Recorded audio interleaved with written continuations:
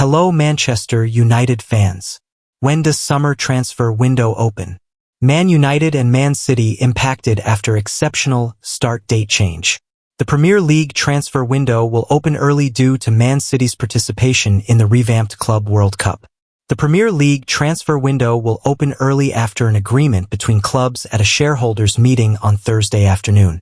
Manchester United and Man City will both be impacted by the rule change that will see the 2025 summer transfer window open early between Sunday, June 1st and Tuesday, June 10th, due to an exceptional registration period for the expanded Club World Cup this summer. The transfer window will then open again on Monday, June 16th until deadline day on Monday, September 1st. It is set to be another busy summer transfer window for both Manchester clubs, as Man City look to continue their squad overhaul under manager Pep Guardiola and Man United properly begin their squad rebuild under head coach Ruben Amorim. The new transfer window start date is particularly beneficial to City ahead of their participation in the revamped Club World Cup, with huge prize money on offer. When is the Club World Cup? Man City will be one of two Premier League sides to compete in the revamped FIFA Club World Cup in the United States this summer. The new-look tournament has been expanded to 32 clubs and will take place every 4 years, rather than the traditional annual event. City and Chelsea are the two sides representing the Premier League in the tournament, which runs from June 15th to July 13th this summer. It was announced earlier this week that the winners of the competition would receive a staggering £97 million, $125 million, in potential prize money. In total, prize money of £774 million, $1 billion, will be shared between the 32 clubs, with a £406 million, $525 million, participation fee shared based on sporting and commercial criteria, and an additional £368 million, $475 million, allocated based on sporting performance in the tournament. City face Moroccan side Wydad AC in their first match of the competition in Philadelphia on June 18, 2025, before they face Al Ain FC in Atlanta on June 22. The final Group G match will see them face Juventus in Orlando on June 26. The top two from each group progress to the round of 16, with single-leg ties played all the way until the final on July 13th at the MetLife Stadium in New Jersey. My understanding, Fabrizio Romano drops intriguing update on Man United transfer target. Transfer news journalist Fabrizio Romano has posted on his YouTube channel about a potentially interesting opportunity for Manchester United this summer. As Romano discusses in the video, Man United were alongside Bayern Munich in looking at Chelsea forward Christopher Nkunku in the January transfer window.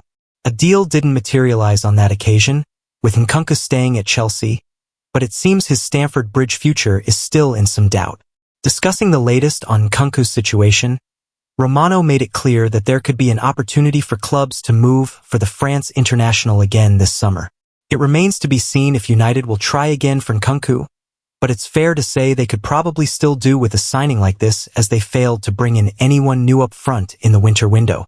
Christopher Nkunku transfer could be a gamble worth taking for Manchester United. Even if some MUFC fans might be unconvinced by Nkunku following his slightly underwhelming spell at Chelsea, this is surely a deal worth considering. Could be a bit of a gamble, but if the Red Devils could get Nkunku back to his best and injury-free for a sustained period, they'd be getting a superb player. The 27-year-old was a world-class performer at former club RB Leipzig, scoring 58 goals in his final 2 seasons with the Bundesliga outfit, and he's far from the only one of Chelsea's recent signings to fail to live up to expectations. Nkunku would probably have more of a key role at Old Trafford due to their desperate need for new attacking players, whereas there's just been too much competition in this rather bloated Chelsea squad. It seems Romano expects the Blues to make Nkunku available under the right conditions, so United should surely be all over this opportunity in the weeks and months ahead. Andre Onana reveals transfer approaches from Chelsea and Arsenal. Andre Onana has revealed that he was approached by Arsenal and Chelsea before he ended up joining Manchester United. The Cameroon international moved to United in a £47.2 million deal in July 2023, having spent a season at Inter. Onana spent 6 seasons in the first team at Ajax and helped the club win 3 Eredivisie titles before he was signed by Inter on a free transfer. But the 28-year-old claims both Arsenal and Chelsea registered their interest before his switch to Serie A. When asked to name the clubs he has come close to joining during his time at Ajax, Onana told Lu Mediacare, "I had Monaco, I had Nice, I had Atletico de Madrid, I had Chelsea, Arsenal."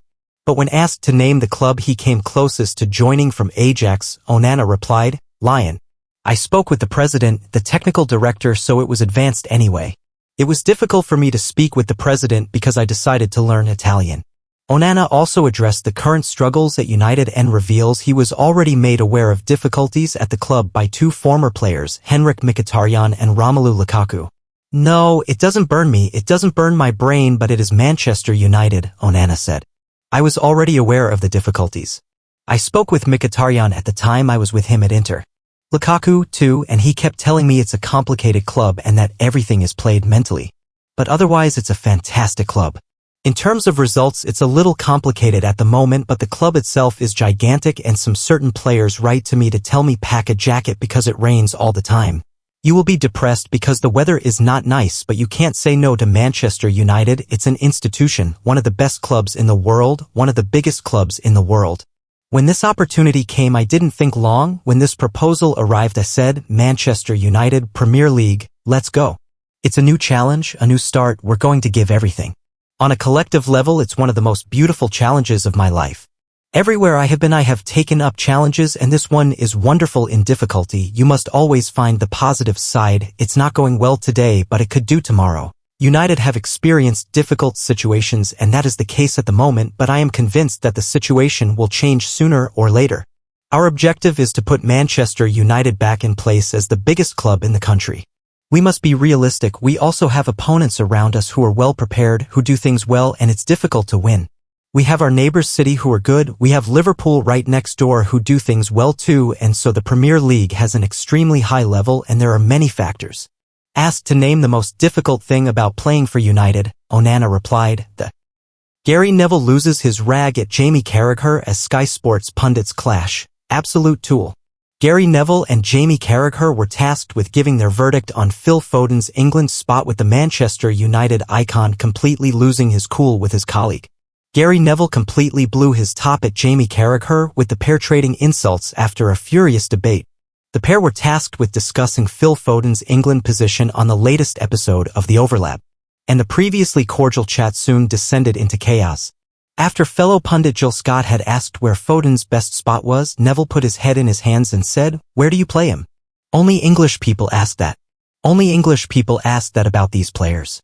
That prompted Carragher to get involved, who asked his colleague, "What are you talking about? Where would you play him?" To which Neville replied, "Oh my God." "No, stop saying oh my God for thinking something else," Carragher said. "Where would you put him? He's played every position for England, he hasn't done it. We all love him, he's amazing for Man City. He hasn't done it for England. Stop saying oh my God every time I speak." The debate continued, with Neville claiming that Foden was treated like a used car by England, before explaining he would play the Manchester City star alongside, in front of Declan Rice and alongside Jude Bellingham. And as the volume increased between the pair, Arsenal icon Ian Wright could not resist getting involved, as he said, "Louder." The exchange did not calm down after that point, as Carragher once again tried to get more information out of Neville, who said, "Oh my God, you've just asked me where I'd play him, and I've told you where I'd play him. I've answered your question."